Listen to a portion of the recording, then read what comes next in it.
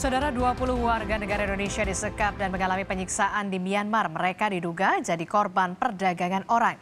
Dan Kementerian Luar Negeri menyebut para WNI itu disekap di wilayah perbatasan Myanmar dan juga Thailand.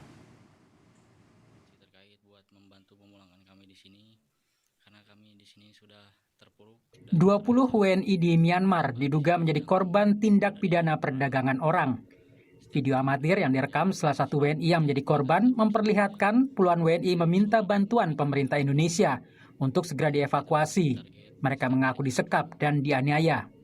Salah satu keluarga korban mengaku kesulitan menghubungi anggota keluarganya yang menjadi korban perdagangan manusia di Myanmar. Salah satu keluarga korban mengaku kesulitan menghubungi anggota keluarganya yang menjadi korban perdagangan orang di Myanmar. Sampai dengan detik ini kira-kira ada hampir seminggu lah kita udah nggak bisa komunikasi lagi dengan korban.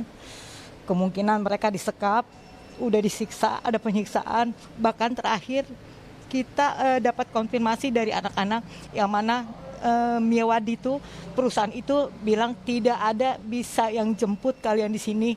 Bahkan Presiden Joko Widodo pun itu statementnya perusahaan kemarin yang terakhir. Data yang dihimpun Kompas TV menunjukkan para WNI itu berangkat dari Indonesia ke Myanmar pada Oktober 2022. Mereka dijanjikan pekerjaan sebagai customer service dengan gaji antara 12 hingga 25 juta rupiah per bulan. Kini mereka ditahan di kompleks bangunan yang jaga ketat orang bersenjata di kawasan Miyawadi, Myanmar. Kementerian Luar Negeri mengeluarkan nota diplomasi untuk menyelamatkan WNI itu. KBRI Yangon dan KBRI Bangkok terus berupaya berkomunikasi dengan kelompok bersenjata yang menguasai wilayah tempat 20 WNI disekap. Kemlu RI mengaku kesulitan karena lokasi WNI tersebut berada di wilayah kelompok bersenjata. Secara intensif kami selalu bekerja sama dengan pihak-pihak, termasuk KBRI juga selalu mengupayakan upaya-upaya yang bisa dilakukan agar para WNI ini dapat menyeberang dari wilayah konflik ke wilayah yang lebih aman. Dapat diketahui bahwa para WNI ini banyak yang masih berada di perbatasan Thailand dan Myanmar, yang mana itu adalah daerah yang dikuasai oleh kelompok bersenjata. Sementara itu, Serikat Buruh Migran Indonesia (SBMI) bersama keluarga korban melaporkan kasus ini ke Barreskrim Polri. SBMI berharap polisi bisa menjerat pelaku atau penyebar lowongan pekerjaan kepada para korban yang ada di Indonesia. Ingin melaporkan tindak pidana perdagangan orangnya, orang-orang pelaku yang ada di Indonesia, karena ini kejahatan internasional yang kemudian harapan kami kepolisian juga bisa menindak dengan tegas dengan pidana perdagangan orang, kemudian akan memberikan efek jera ke depannya tidak ada lagi korban-korban online scam yang terjadi di negara manapun. Puluhan WNI yang diduga menjadi korban perdagangan orang ini pertama kali diketahui setelah viralnya unggahan melalui akun Instagram @bebaskankami. Tim Liputan Kompas TV. Saudara, puluhan warga negara Indonesia diduga jadi korban perdagangan orang dan juga disekap di Myanmar. Para WNI itu meminta pemerintah Indonesia segera membebaskan mereka. Lalu bagaimana kondisi mereka saat ini? Kita tanyakan kepada Ketua Umum Serikat Buruh Migran Indonesia, Haryanto Suwarno, dan juga nanti akan bergabung bersama kami ada Nur Haida, salah satu keluarga korban penyekapan. Tapi saya ke Mas Hari dulu. Selamat malam, Assalamualaikum Mas Hari. Selamat malam, waalaikumsalam warahmatullahi wabarakatuh. Mas Hari, ini kan ada video, kemudian pekerja migran kita ada 20 WNI, kita sempat meminta tolong begitu. Nah, kalau sampai saat ini sudah adakah kontak kepada salah satu pekerja migran kita di sana? Ya, sebetulnya sejak 8 bulan yang lalu, kami dengan keluarga korban yang di Indonesia intensif berkontak dengan korban yang di Myanmar. Tapi dalam kurun waktu 1 minggu terakhir, kami kehilangan kontak. Bahwa keluarga pun sampai hari ini pun juga belum bisa mengontak teman-teman yang ada di sana. Kami sangat khawatir soal itu karena penyekapan di sana semakin masif dan penyiksaan itu terakhir juga semakin masif dilakukan oleh teman-teman 20 warga negara Indonesia yang ada di Myanmar saat ini. Gitu ya. Oke, sampai akhirnya kemudian melaporkan ke pihak kepolisian begitu ya, Mas Arya? Ya, jadi kami melihat bahwa pola perekrutan dan penempatan online scam yang di Myanmar ini sama dengan pola-pola penempatan pekerja migran yang lainnya. Yaitu kami melihat dengan analisis Undang-Undang Perdagangan Orang TPPO nomor 21 tahun 2007 bahwa 3 unsur perdagangan orang itu terpenuhi, yaitu proses, cara, dan tujuan untuk dieksploitasi. Maka mau nggak mau ketika kita juga mengupayakan pemulangan dan mengevakuasi para korban yang di Myanmar, maka para pelaku perekrut yang di Indonesia juga tidak tegas oleh hukum. Kalau tidak ini akan terjadi persoalan-persoalan yang baru. Maka sebab itu kami melaporkan di kepolisian pada tanggal 2 Mei kemarin dan kami sudah mendapatkan LP berdasarkan dengan pasal 4 Undang-Undang 21 tahun 2007 tentang tindak pidana perdagangan orang. Oke, itu artinya sudah seminggu kemudian tidak ada kontak sama sekali, putus kontak. Nah, kalau dari penyalurnya di sini sendiri seperti apa? Ya, kalau penyalurnya kami lihat di sini adalah ada inisial A dan inisial B yang berada di wilayah Bekasi. Ini adalah kami melihat pada akhir-akhir bulan yang lalu masih menempatkan WNI ke negara yang sama. Ini kami rasa sangat darurat. Kalau nggak ditindak tegas, maka semakin banyak korban-korban yang ditempatkan ke negara-negara konflik seperti Myanmar. Oke, berarti masih memberangkatkan pekerja migran kita ke Myanmar sampai saat ini, begitu ya? Info terakhir karena kami sudah menemukan lokasi tempat penampungan, tempat-tempat yang dijadikan penampungan para WNI yang akan Itu di daerah mana, Mas Hari? kami katakan di daerah sekitar Bekasi. Oke, berarti di sekitar Bekasi itu ada tempat penampungan mereka. Nah, untuk memberangkatkan mereka, informasinya memang jalurnya ilegal melalui jalur tikus atau seperti apa?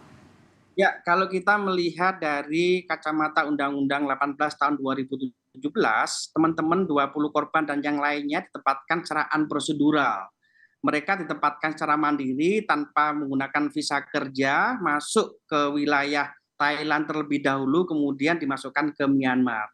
Karena oleh sebab itu penempatan yang saat ini terjadi oleh kawan-kawan ini bisa kami katakan adalah unprosedural, tidak sesuai dengan undang-undang ketenagakerjaan yaitu Undang-Undang 18 tahun 2017 yang berlaku di Indonesia.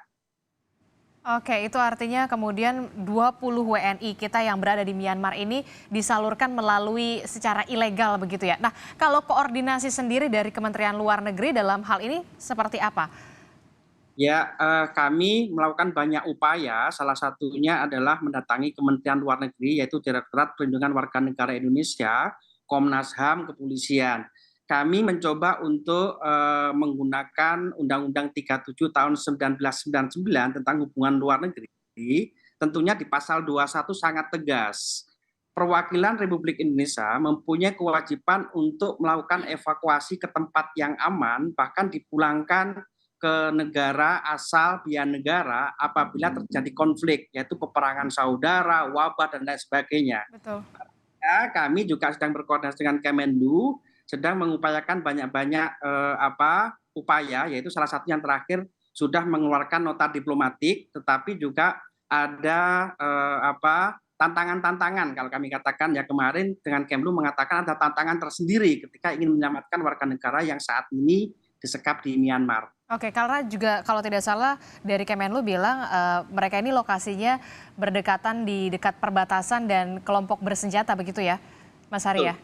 Nah, selain itu juga kita akan berbincang dengan salah satu keluarga korban penyekapan melalui sambungan telepon. Ada Bu Nur Haida. Selamat malam. Assalamualaikum Bu Nur Haida. Selamat malam Mbak. Waalaikumsalam warahmatullahi wabarakatuh. Kami turut prihatin Bu Nur Haida dengan salah satu keluarga Anda yang kemudian menjadi korban tindak pidana perdagangan orang dan masih disekap. Terakhir komunikasinya dengan salah satu keluarga Anda di sana seperti apa dan kapan itu Bu Nur Haida? Terakhir saya komunikasi dengan anak saya tuh 7 hari yang lalu, hampir 8 hari lah. 8 hari yang lalu, cuma dia bilang disekap dan tadinya dia ada 2 kamar ya Mbak, jadi yang 10 orang itu disekap di kamar biasa, dan yang 10 orang lagi disekap di pos army.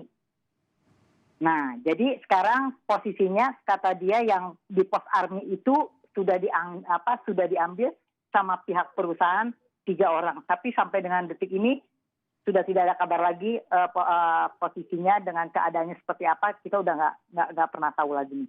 Oke, itu artinya terakhir informasinya 7 hari atau 8 hari yang lalu kemudian ya, Iya, Bu betul, Nur Haida. Mbak. Nah, Iya. Bu Nur Haida ini berarti anak Bu Nur Haida ya. Nah, kok Iya. bisa sampai akhirnya tergiur untuk pekerja migran berangkat ke Myanmar? Ya, itu prosesnya cepat banget ya, Mbak. Cuma dia ketemu sama sponsornya ini dari hari Rabu, Kamis dia briefing, Jumat dia bikin tiket yang 1 jam jadi, Sabtu dia berangkat. Cuma 3 hari prosesnya. Oke, itu prosesnya cepat sekali 3 hari. Iya, Apakah keluarga betul. tidak curiga atau mempertanyakan kok bisa secepat ini begitu? Nah, jadi menurut sponsor tuh anak saya tuh menggantikan orang yang tadinya mau pergi, yang mau berangkat ke Thailand, tapi nggak jadi karena sakit gitu. Jadi semua udah disiapin. Jadi tiket juga tuh yang 1 jam itu harus jadi. Tiket Jumat 1 dia jam berangkat. jadi? Iya, jadi. Sebelum sholat Jumat anak saya ke imigrasi di Jakarta Timur Cipinang. Setelah sholat Jumat langsung ditelepon sama orang imigrasinya udah selesai. Anak saya berangkat lagi ambil. Jadi dalam waktu beberapa jam kemudian Iya. Paspornya Paspor jadi. terbit begitu ya. Nah, Iya. Ibu, betul. di visual ini ada video yang memperlihatkan sejumlah warga negara Indonesia kita yang kemudian disekap. Anak Ibu yang mana, Bu? Anak saya yang pakai baju yang mana ya? Pakai baju kuning apa merah ya? Pakai baju kuning. Perempuan atau laki-laki? Laki-laki, Panji Apriana. Laki-laki. Iya. Oke, yang pakai tas yang warna orange berarti ya? Bukan yang pakai tas. Pakai tas itu April. Yang pakai jaket. Anak biru? dia dia pakai kaos kuning yang sebelah kiri. Ada? Oke, sebelah kiri berarti ya pakai. Iya. Berarti yang ada di tempat tidur ya, Bu ya? Iya, betul. Oke, ini kalau bisa dilihat berarti keadaannya di 1 kamar, 2 kamar dalam 20 orang warga negara Indonesia kita. Nah, Ya. apa yang disampaikan terakhir dari anak Ibu, Bu? Terakhir kalau nggak salah dia cuma bilang, jadi di antara salah satu leadernya, dia cuma bilang kalau mereka nih yang WNI disekap di sini itu nggak akan bisa dijemput. Bahkan Presiden Republik Indonesia Pak Jokowi pun nggak bakal bisa jemput. Kenapa Itu alasannya Bu statement nggak bisa leadernya dijemput, Bu? dari Malaysia. Alasannya kenapa nggak bisa dijemput, Bu? Ya mungkin satu ya, negara memang dalam keadaan konflik kali. Dia pikir nggak mungkin juga tentara Indonesia bakal menjemput atau membebaskan, mengevakuasi anak-anak yang ada di sana. Itu aja mungkin kali, Mbak. Oke, baik, kita ke Mas Hari dulu. Mas Hari, ini tadi salah satu pekerja migran kita bilang tidak bisa dijemput karena berada di daerah konflik, perbatasan, kelompok bersenjata. Sama seperti di Sudan bahkan bisa dievakuasi.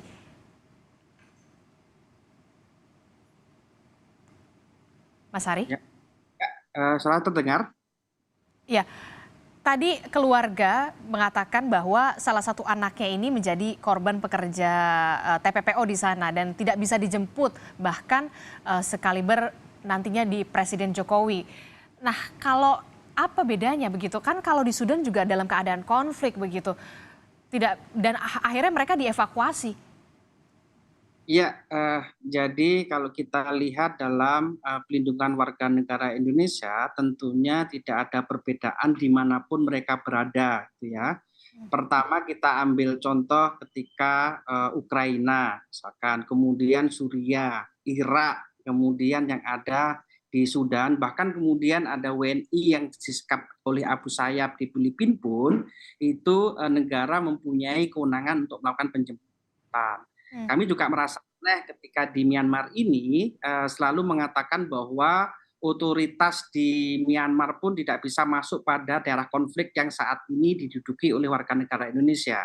Tetapi kami punya keyakinan bahwa Indonesia mempunyai undang-undang hubungan luar negeri yang sangat kuat, punya konvensi Wina secara internasional, tentunya nota-nota diplomasi yang saat ini sedang dikerjakan oleh pemerintah di dalam hal ini adalah Kementerian Luar Negeri, menjadi upaya diplomasi terhadap perlindungan warga negara Indonesia. Yang kedua, kalaupun memang kemudian situasinya darurat seperti apa yang disampaikan oleh Kementerian Luar Negeri bahwa otoritas nggak bisa masuk, ada kita mempunyai yang namanya badan-badan intelijen untuk melihat sejauh mana kekuatan perusahaan yang menempatkan mengerjakan warga negara Indonesia dengan negara, yaitu koordinasi dengan negara Indonesia dengan otoritas negara yang ada di Myanmar. Ini menjadi salah satu yang harus diupayakan oleh perwakilan kita, khususnya Kementerian Luar Negeri yang ada di Indonesia saat ini. Itu artinya ada beragam upaya yang memang harusnya bisa dilakukan oleh negara untuk membebaskan 20 warga negara Indonesia kita yang disekap di Myanmar. Nah, terakhir singkat saja Mas Hari. Ini prosesnya cepat sekali, 3 hari bahkan cepat sekali kalau misalkan kita bisa lihat. Nah, apa yang perlu diwaspadai dan juga diantisipasi supaya modus-modus iming-iming semacam ini tidak lagi bisa dilakukan? Ya, dalam hal ini kami melihat bahwa pola yang sama dilakukan oleh orang yang sama, gitu ya. Maka yang harus dilakukan adalah bagaimana menerapkan undang-undang TPPO ini dengan maksimal. Yang pertama adalah melakukan pencegahan, penindakan, kemudian pemulihan. Pencegahan yang efektif tidak hanya sosialisasi migrasi yang aman, tetapi juga melakukan penindakan hukum yang tegas. Maka dengan penindakan hukum yang tegas ini, para pelaku kejahatan kemanusiaan ini kemudian mendapatkan efek jera yang tidak lagi menempatkan orang lain. Saya kira itu. Pencegahan yang paling kuat adalah melakukan tindakan hukum yang tegas para pelaku untuk memberikan efek jera. Tindakan yang tegas tentu saja untuk memberikan efek jera. Terakhir kita ke Bu Suhaida. Bu Suhaida, apa yang ingin ingin disampaikan Bu Nur Haida kepada pemerintah jika tayangan ini kemudian dilihat oleh pemerintah? Ya, khususnya untuk Bapak Presiden Soeharto, Bapak Presiden Jokowi, seluruh instansi pemerintah, Kemlu, Komnas HAM, minta tolong, dengan sangat minta tolong WNI itu segera dievakuasi ya Mbak. Karena keadaannya benar-benar darurat. Penyiksaannya terus datang terus penyiksaannya. Nggak akan berhenti itu. Oke, itu jadi tentu saja menjadi harapan untuk kita semua, upaya yang maksimal begitu ya agar bisa dibebaskan. Ada 20 warga negara Indonesia kita yang kemudian disekap di Myanmar. Terima kasih Ketua Umum Serikat Buruh Migran Indonesia Haryanto Suwarno dan juga ada Ibu Nur Haida, salah satu keluarga korban penyekapan. Terima kasih, selamat malam, sehat selalu Bapak-bapak dan juga Ibu.